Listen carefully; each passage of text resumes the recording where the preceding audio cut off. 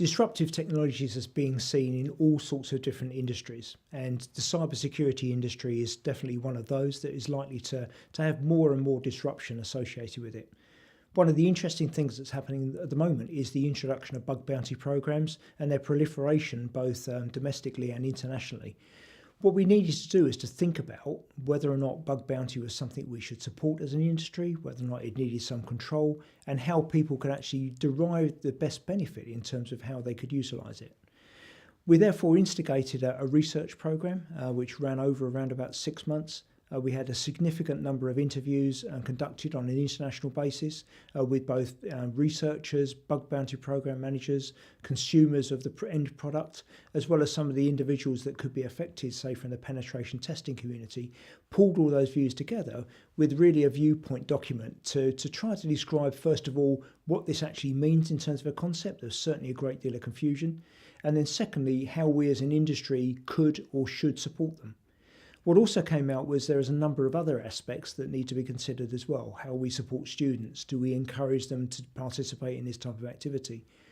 We have tried to shy away a little bit from considered disclosure, but certainly that comes into it as well in terms of looking at whether or not information should be disclosed on a wider basis. But that's something we really should be leaving for a separate document.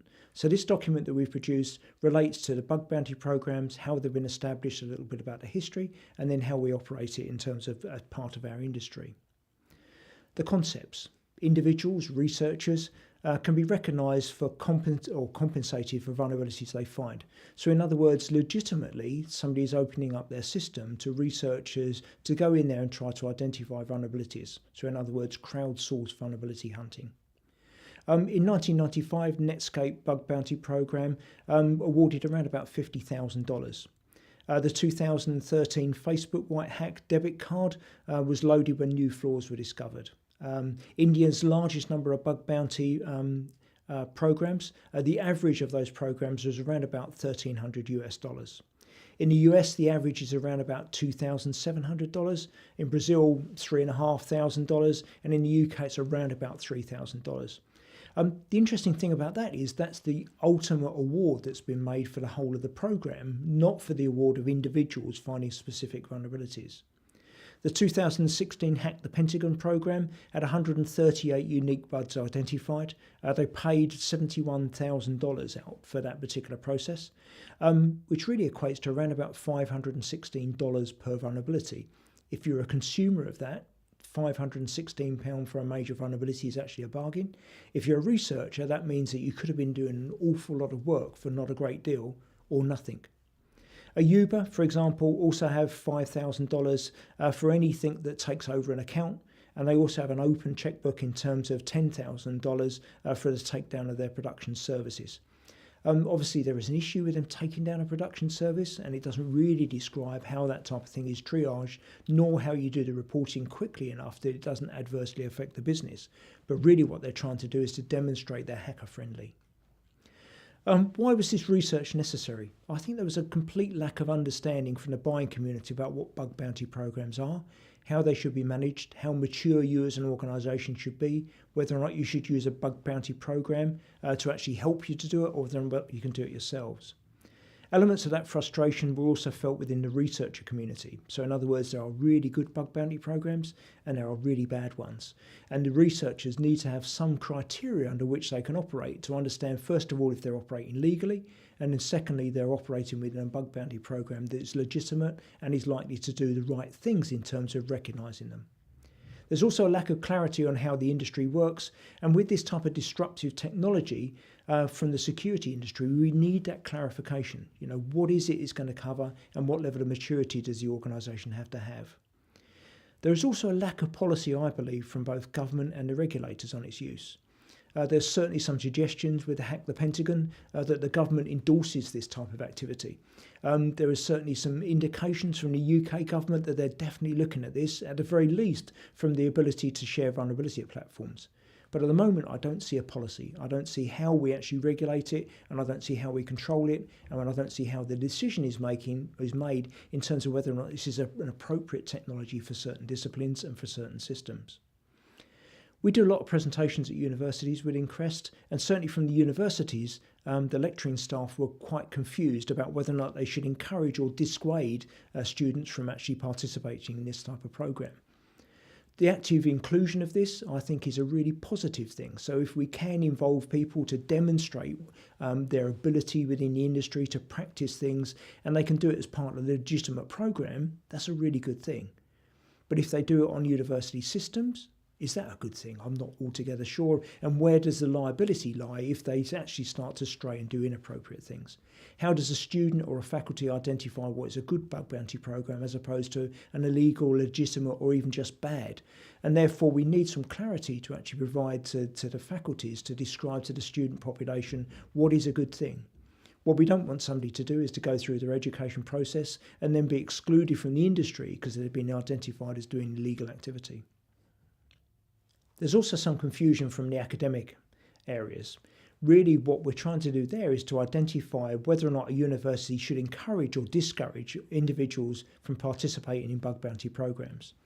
There's a huge amount of benefit that the student population can derive from actually going through and working through legitimate bug bounty programs. But should they be using university systems? Should they be using university capacity? Should they be using university tools? Is really not very well defined. In addition to that, the faculty at the moment can't understand what is a good bug bounty program or a bad one, or even worse, what is a legal bug bounty program and what is an illegal one. And we need clear guidance in terms of both the use of bug bounty programs and also where the student populations can apply these types of techniques and where they shouldn't. There are also concerns about the legal implications of potential grooming. So from law enforcement, certainly if we've got large numbers of individuals doing this type of researching to find vulnerabilities, some of those individuals are going to be exposed to potential grooming to suggest this is a good thing. But what we can do is that we can then extend that to move into more illegitimate activities, and they gradually groomed into a concept that cybercrime is an acceptable activity. And therefore we need to have clear differentiators between where you can actually go with a bug bounty program, where you should stop, and some of the risks associated with grooming. Really what we're saying is there is a lack of consistent balanced research in this area, and that is necessary, and it's necessary quickly. Otherwise we're going to be experiencing a new disruptive technology that we don't know how to control. From the researcher's perspective, then global coverage is a really interesting thing. You can run a bug bounty program from India, Australia, United States or the UK. Doesn't really matter where you're doing it from, and that global reach is really good. In terms of the interviews we carried out, there was a very diverse set of participants, predominantly male, but we had people from education, in education, out of education. We had people at very young to quite old. We had people that were doing it for a number of different reasons. And really that diverse population both is a really good thing because it brings that diversity into the researching activities, but it also means we have to be very careful how we manage things. Do we pay a minor if they've identified a vulnerability? Do we have a 0-hour contract, which is really what we're doing here? We only pay on solutions. We need to understand that in terms of that diverse population, and we need to protect vulnerable people. HackerOne claims, for example, they've got 140,000 independent researchers. BugCrowd claims they've got 60,000. All of those organisations are suggesting that the number of researchers they've got will increase significantly. And therefore that growing number of researchers just exaggerates the problem and makes it more necessary for us to come out with solutions quickly. Those numbers must be qualified because what we're actually looking for is active participants here. Otherwise it can be misleading. It's very good for the bug bounty program to say we have access to this big community, and that's legitimately what the good bug bounty programs are saying, but we need to understand what's an active community and what's a passive community. In terms of the motivation of the hunters, so in other words, the researchers doing this work, around half of the people that we interviewed stated that the financial reward offered for the bug bounty programs were just a bonus. They just wanted to do this for the challenge, and they just wanted to play, and they were using technology really almost as a gaming concept. Some of them stated they want to sharpen or hone their skills or improve their knowledge of different platforms, and again, that was quite a legitimate reason to do things. kudos within their social groups was also a very important thing. And that recognition for finding vulnerabilities, even if they're duplicates, was extremely important. And that's not always replicated in some of the programs that are run, where somebody finding a duplicate vulnerability, no matter how good it is or no matter how close to the endpoint it is, have not been recognised. Ranking and leaderboards were also something that came out. People really liked the idea, again flipping back to gaming, that they were high on the ranking boards. And also raising their profile and providing capacity and evidence of their capability within the industry was something. And quite a few of them wanted to come into the cybersecurity industry and viewed this as being a pathway in. We would really like it to be a pathway in, but we don't want it to be tarred with illegal activity, and therefore make it more difficult for us to actually include these people into the industry. Almost exclusively, it was an extracurriculum activity outside of work, outside of study, and outside of people's normal environments. We had people nowhere near the cybersecurity industry doing this purely because they really liked doing it, but generally it was an extracurriculum activity. And therefore, some of the research could be biased because it was CREST asking that question, but I think we did enough of a sample that I think those are quite reasonable views in terms of the motivation of the hunters themselves. The demands on the hunter community is interesting. They were absolutely asking for transparency in terms of the submission of bugs. We needed proof of duplication because, again, that means that you don't get paid. And again, that potential for claiming a duplication exists where it doesn't, even if that's not real, was a perception that came from the hunters themselves. So a good bug bounty program has got to have a way of demonstrating that without exposing all of the vulnerabilities to a wider audience. You need to have some demonstrability that it is a duplicate, and at the same time, we shouldn't be publicising all the vulnerabilities to everybody in the community because we don't know who everybody in the community is. And the bugs submitted need to be fixed, and therefore there's a huge amount of time working on the bug bounty reports, but also they needed confidence that actually in fact they were going to be listened to and improvements were going to be made. They demanded some continual communications and updates. So if a bug was reported, even if it was a duplicate, some update in terms of the communications was required. So in other words, they wanted to know some action. And I think that ties into the social responsibility aspects of people working in this area, that they really want to know that they're making a difference. Very few of them asked for more money. The money really didn't come over as a major driver. But in these areas, when we're talking to them, it was very, very easy to drift into debates on responsive reporting. And really, we need to separate those two things off. We are not suggesting that a bug bounty program is orientated towards just hacking anybody to try and find a vulnerability. The activities within a bug bounty program should be confined to the organisation that has contracted. The bug bounty issues raised by the researchers, there is always a race where the winner gets paid and nobody else does. There's a huge amount of wasted time for no material gain, but again, people aren't generally doing it for the money. There was quite significant delays in payments, certainly from some bug bounty programs, and a lack of transparency leading to a lack of credit for the information and the work that had been done.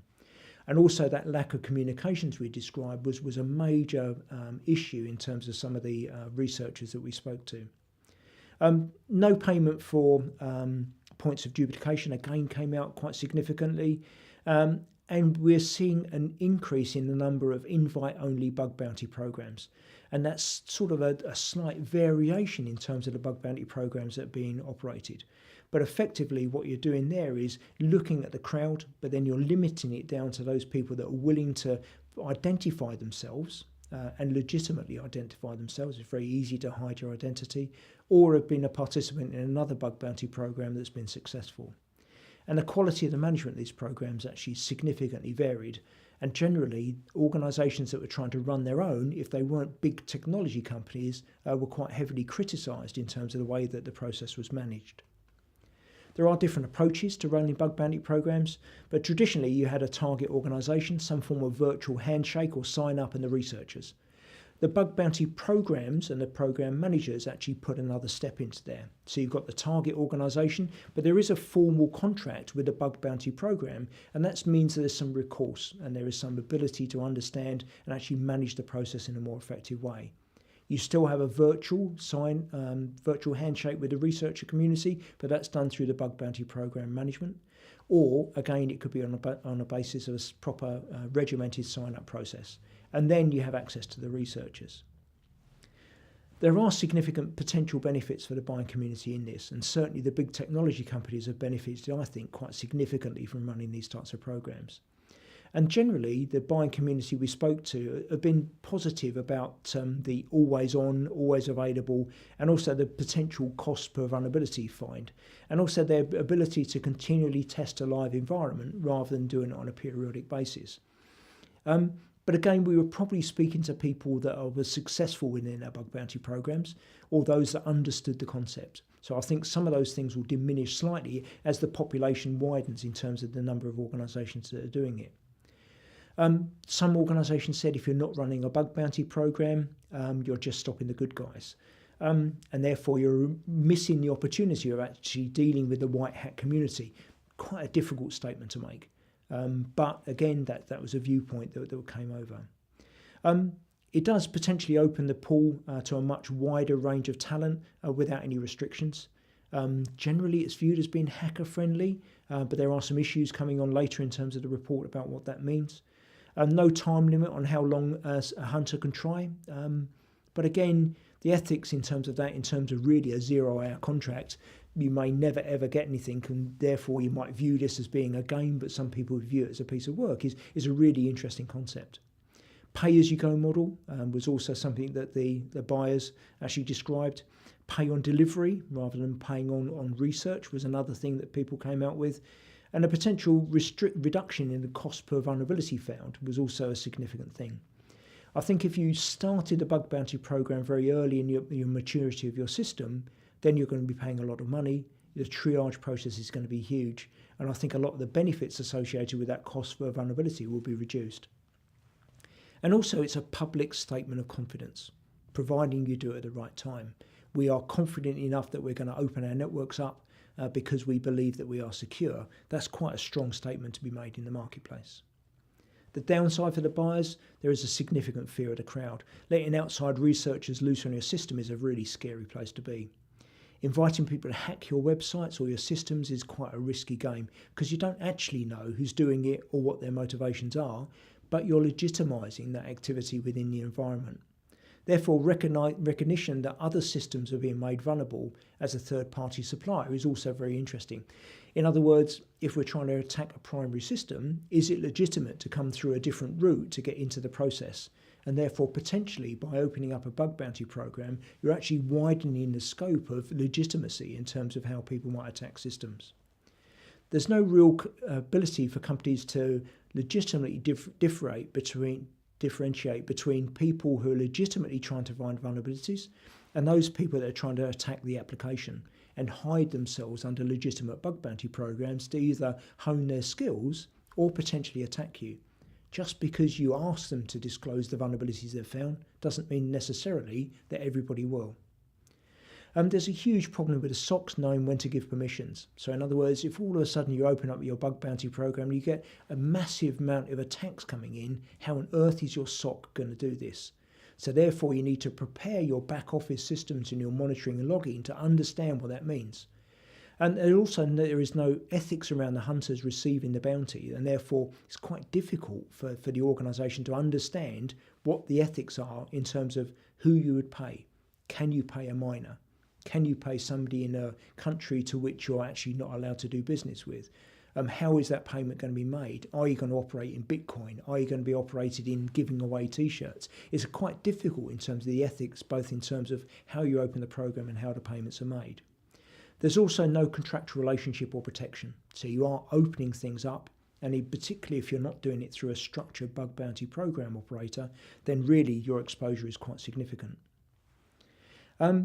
What you're also looking at is how do you stop a bug bounty program, and also how do you stop the hunters taking that information onto the black market and selling it for double or triple the price that you're willing to pay. There's been no evidence of that, but certainly that was a buying community concern that if we found something and we don't act on it, or we found something that's a duplicate that's not been fixed, Why not sell it? I've done hours and hours of work. I've tried to legitimately tell people and nobody's interested, nobody's willing to pay me. I might as well sell it on the open market was definitely a concern from the buyers. Some black hats are trying to legitimise what they do by submitting a few vulnerabilities through their bug bounty programs, and they believe that will be a protection if they ever get taken to court. There's no guarantee that bugs were found will not be sold to the highest bidder. There's no recourse on unethical issues or unethical approaches. Unresolved vulnerabilities remain in the public domain, which is a serious problem. Legitimacy and ethics of hacking your website also need to be considered, because you're actually opening your system up, you're opening your front door and you're allowing people in. You're not necessarily allowing them to steal things and take out, but they're definitely rummaging around. And we can't actually prove whether or not they've stolen anything because they're actually digital assets generally. And the legal position in terms of inviting people in is unclear.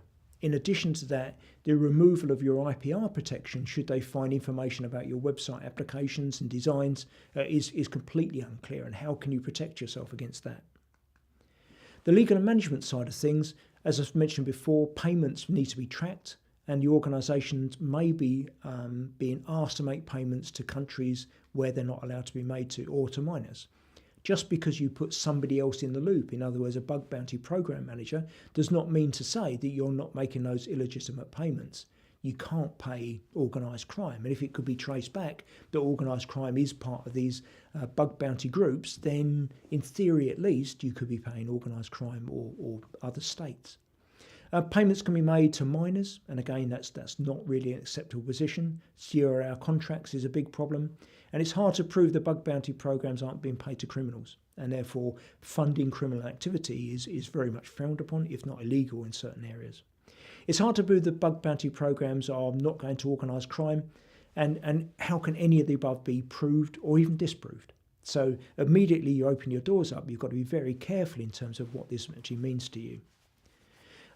The other really interesting thing is, how do you turn off a bug bounty program? I have no idea. You've opened your doors, you've allowed people to come in, they've identified vulnerabilities or haven't. How can you then say, my bug bounty program is now closed, I've run out of money, I'm now going to stop? I can't see how that would operate. And therefore you need to be very clear in terms of how you're going to close those programs down. And I've seen no evidence of anybody coming out with a really legitimate answer to how that can be done. How do you budget for an open-ended contract? If we've got no idea how many people we've got going into it, how many bugs are going to be found and what's going to happen, we don't know where we are. And what happens if you run out of money?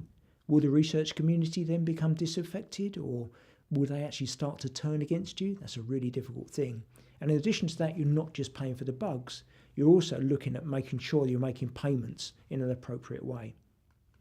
The impact on the penetration testing industry is also quite interesting. There was certainly some talk about it could be a replacement for the penetration testing industry, but I think there's a big difference. They're done under NDA, they're done in a controlled way, the output from it absolutely will remain private. It employs highly skilled people that you can validate, and these people are professionals.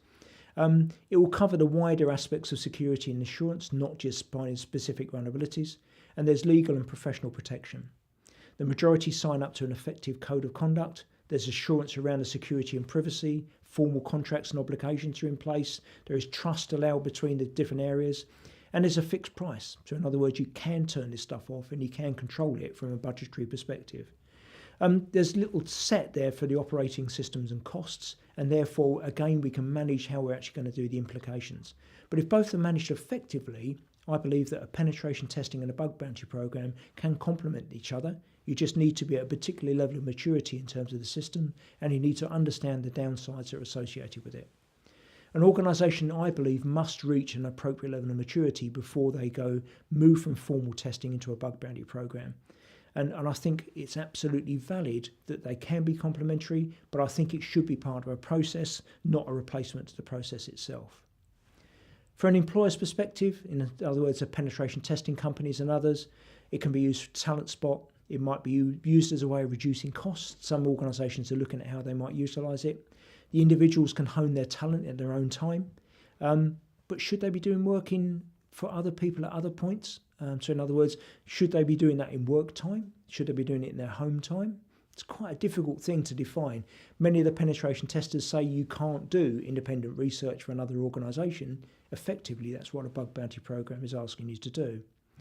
Employee contracts may preclude this, but again, it's very difficult. Use of employers' developed tools may breach the IPR. A lot of the penetration testing companies have got their own suite of tools they use. If the bug bounty individuals are using those tools, does that break their IPR? In other words, they're using their tools and processes for illegitimate reasons outside of their normal business operation. The use of shrink-wrap products, again, if they're using those that are purchased by the employer, we've got a big problem there because that's going to potentially affect the licensing rights. An uncontrolled use of internet-based tools could introduce vulnerabilities both in terms of the back systems and others. And are there restrictions on the bug bounty program working for existing clients, particularly if you're working for a large accountancy or audit firm, where you've got an accountancy firm and a professional services firm where you can't combine those two things together at a level, and therefore there needs to be clear disclosure in terms of people working on programs within those types of organisation. Running an in-house bug bounty program is a significant amount of work. And it's a lot more than I think some people realise. Defining the scope, controlling the scope, identifying the program. How do you establish the payout ranges? How do you do it? How do you do an effective triage are all things that we need to consider. We also need to think about how we close down the program and how it fits within the wider security program. It shouldn't just be done in isolation. It needs to feed into those other areas. And the organisation, again, must be mature enough, and they need to understand how they're going to finance both the triage and the fixing process, as well as the payment of the bug bounty program itself. A badly run bug bounty program will cause significant problems to an organisation, and this is something you can't turn off, and it will affect the organisation for a significant amount of time. Individual resources, again, the bug bounty available, the staff, skill and money is going to be difficult. You have to have skills in-house to be able to do this. This isn't a replacement. The more programs an organisation runs, the larger the triage and the fix becomes. But the problem is, if you scope it, how do you then legitimise not having the ability for other individuals to look at other parts of the organisation? So even if we scope it right down, how do we actually keep within the scope? And no organisation wants to be left with unresolved vulnerabilities that are in the public domain. In addition to that, the triage will identify significant amounts of legitimate vulnerabilities, but also the ones that don't mean anything at all. And the organisation needs to consider that cancel a bug bounty program could be very difficult without annoying the hunters, particularly if it hasn't run its time. All the points need to be taken advice in setting up a program or utilising an online platform, but how do we know what an intelligent buyer looks like in this domain? Control and support is a really important thing. The difference between a good run program and a bad one is significant. There's an increasing size of the market and we need to attract more companies in, but we need to do it in a controlled way. Good quality bug bounty program platforms are looking at ways of differentiating their services by doing the right thing that's in the marketplace, but the buying community must identify how that can be done. Buyers are also seeing the potential benefits of bug bounty programs, but can't easily identify quality service providers, and we need a way of differentiating that. And the buyers don't have a clear idea in terms of guidance, in terms of how to set up or operate these programs. And researchers also need some level of protection in forms of clarity on their legal position and in terms of what the transparency is for the programs itself. The question is, what type of control and support should this look like?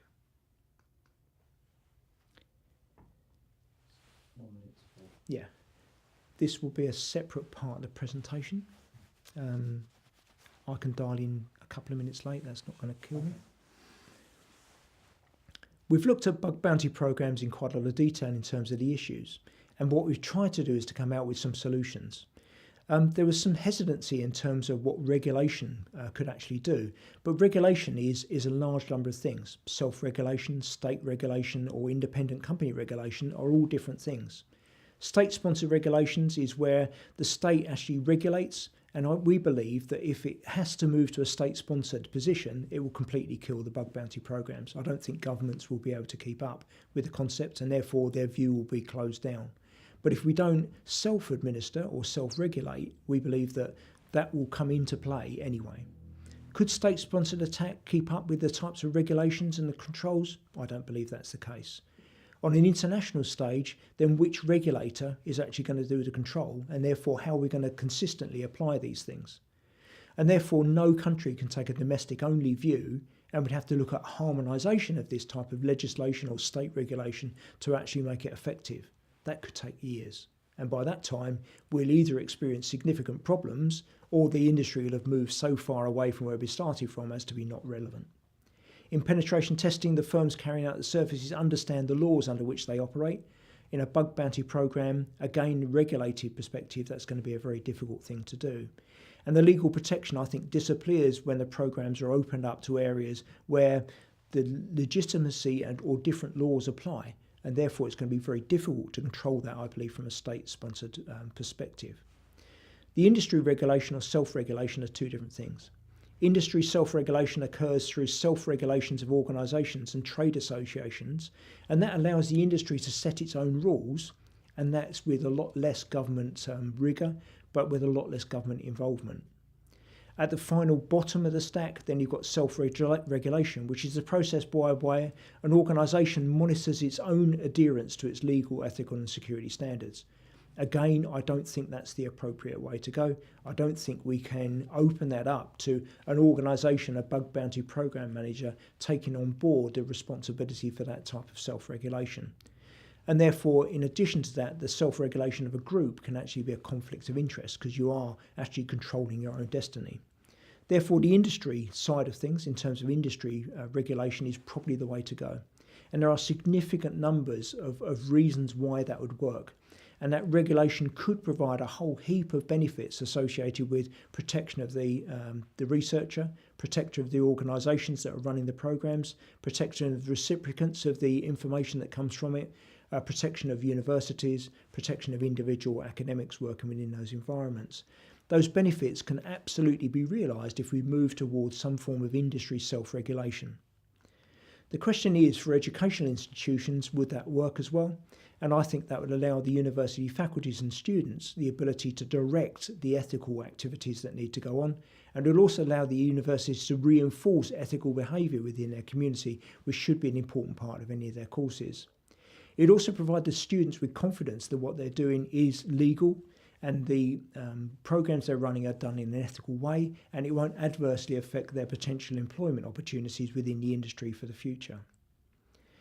Such a body needs to be, I think, run within the bug bounty industry. So it needs to be led by a body which represents the bug bounty industry, and currently there isn't one. We are looking at this in terms of whether or not there are other industry bodies that we could utilise, but at the moment CREST is committed to taking forward the suggestions that have been put forward in terms of the research activities and shared at the bug bounty workshops, and to improve the future of this particular programme and to make sure that we understand how these things can be operated in an effective way. Our reports are always out for consultation, so even when they're finally published, then anybody can comment on them. But at the moment, our bug bounty research document is gone out to the crowd, which is very interesting, to provide comments on the crowd's view in terms of what this might look like for the future. Bug bounty programs will exist. They do exist, and I believe that they will grow. I think if they grow in a completely uncontrolled way, we're going to have a disruptive technology which is going to cause us as many problems as it solves. And therefore it's incumbent on us now to try to take those really hard decisions about what these things look like and make sure we have a defined process and actually understand what it means in the context of the operations and how it fits within the overall concepts of technical assurance.